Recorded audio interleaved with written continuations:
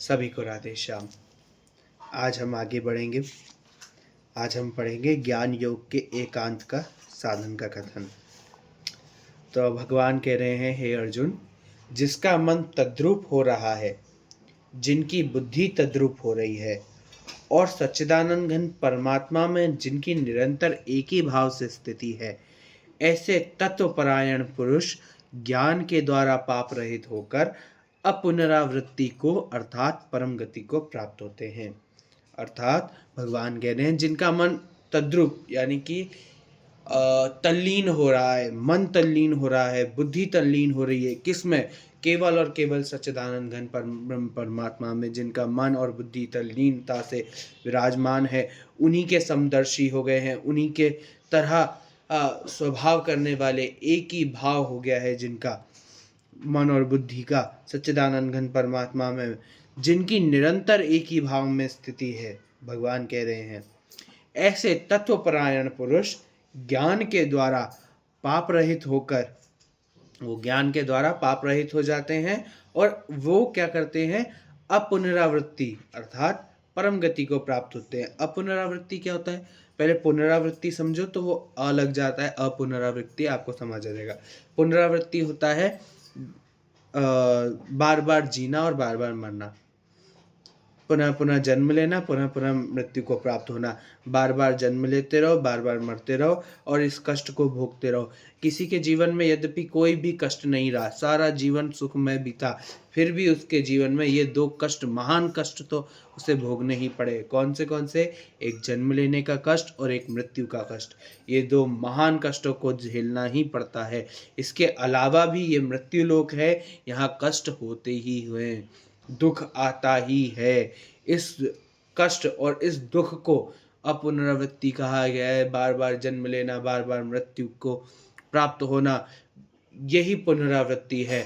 और जो इस प्रकार अपने मन और बुद्धि को परम ब्रह्म परमात्मा में लगा लेता है, वह पाप रहित हो जाता है और वो इस पुनरावृत्ति को प्राप्त नहीं होता। बार बार उसे जन्म लेना नहीं पड़ता, बार बार उसे मरना नहीं पड़ता।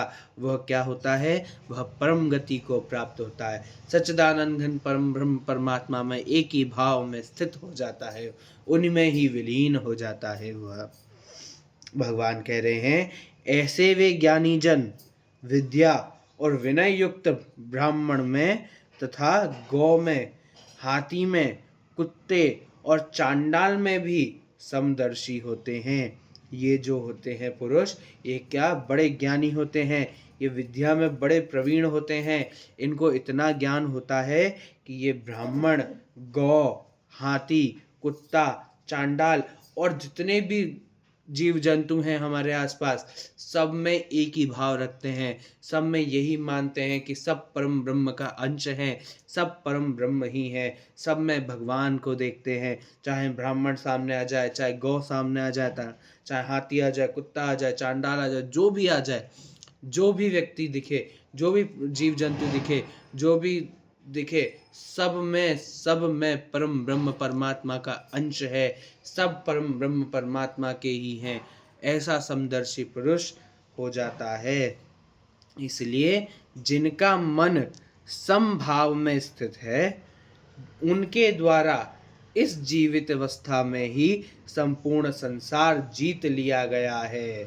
भगवान कह रहे हैं कि वह संसार से इस संसार से जीत लिया गया है, मतलब इस संसार से मुक्त हो गया है। जिसके अंदर ये भाव आ जाता है, जिसके अंदर ये समभाव आ जाता है कि ब्राह्मण, गौ, हाथी, कुत्ता, चांडाल या जितने भी जीव जंतु हैं, जितने भी प्राणी मनुष्य हैं, सब भगवान का अंश हैं। सबके अंदर भगवान का साक्षात्कार जो मनुष्य कर लेता है एक बार, वही मनुष्य जीवित अवस्था में भी संपूर्ण संसार से जीत गया है, यानी सभी संसार से मुक्त हो गया है। वो संसार में वापस वो नहीं आएगा, वो इस संसार से जीवित अवस्था में ही मुक्त हो चुका है।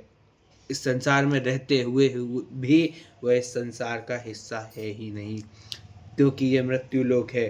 भगवान कह रहे हैं, क्योंकि सच्चिदानंद घन परमात्मा निर्दोष है, सम है, इससे वे सच्चिदानंद घन परमात्मा में ही स्थित है। वो ये जान लेता है कि जो हमारे साथ बुरा भी कर रहा है, अगर कोई बुरा भी कर रहा है तो वो उसका दोष नहीं है, क्योंकि वो परम ब्रह्म परमात्मा का अंश है। परम ब्रह्म परमात्मा को हमारे साथ में अगर हमारे प्रारब्ध का ऐसा ही कुछ लिखा होगा तो हमारे साथ बुरा हो रहा है।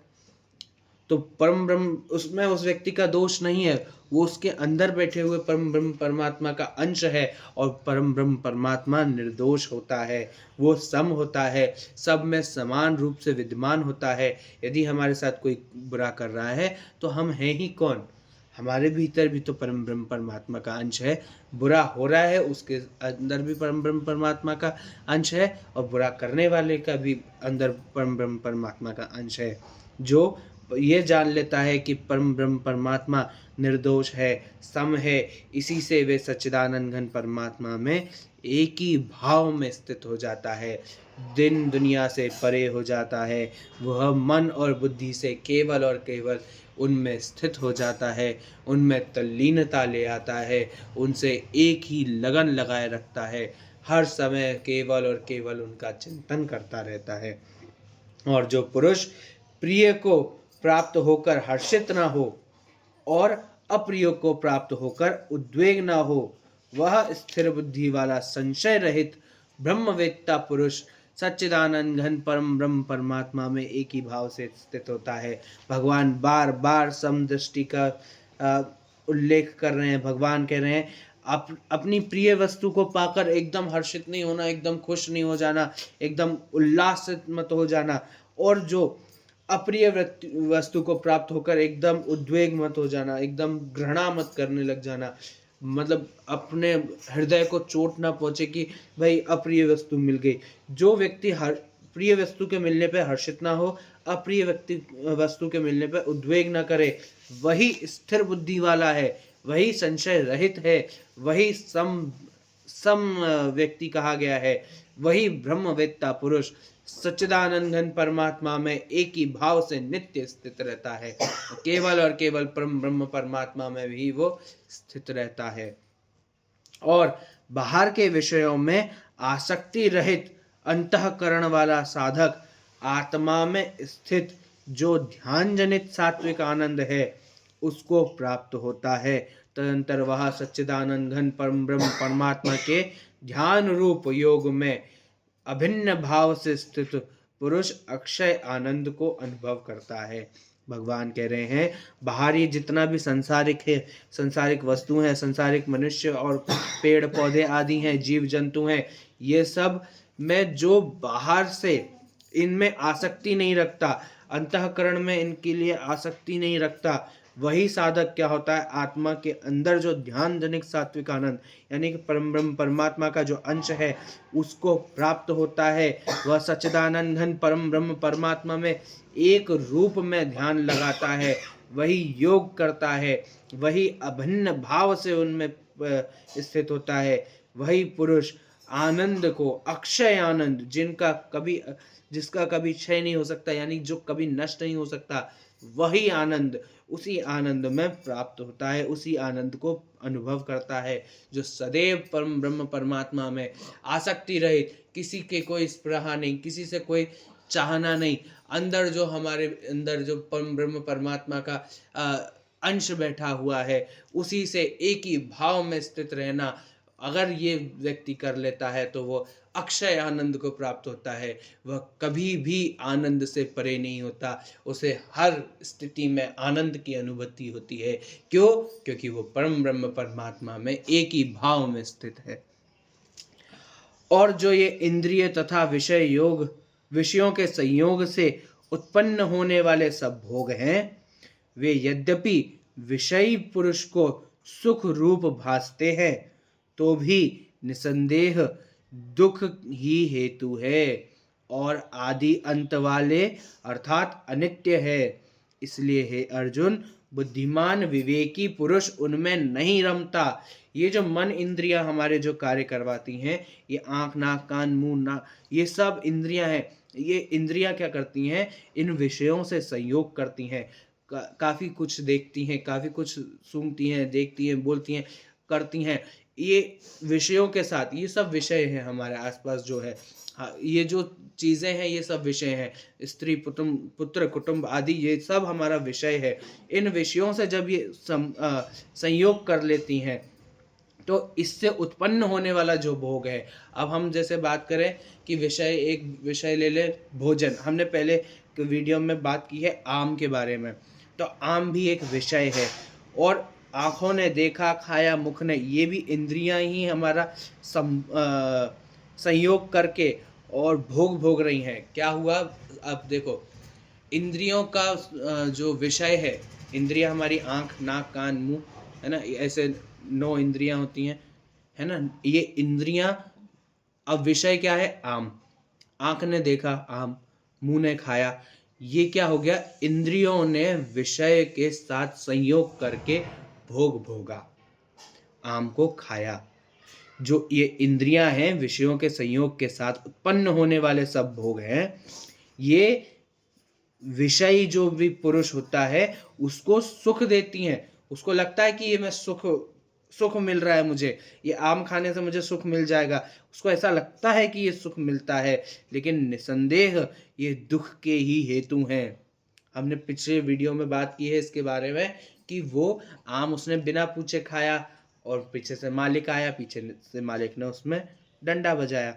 उसको लगता है कि आम खा के मुझे सुख मिलेगा, लेकिन निसंदेह वो दुख के ही हेतु हैं और आदि अंत वाले हैं। कभी भी उनमें सुख होगा ही नहीं, हमेशा उसमें दुख ही दुख होगा।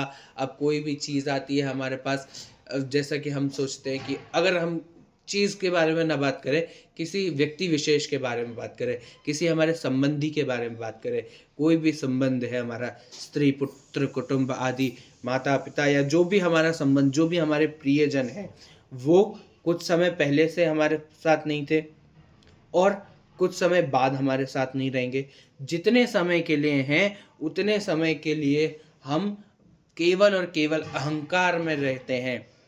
ये निश्चित ही आपको लगता है कि आपको सुख दे रहे हैं, लेकिन ये सुख की कामना नहीं है, ये केवल और केवल दुख के ही हेतु हैं और ये अंत में भी दुख ही देंगे।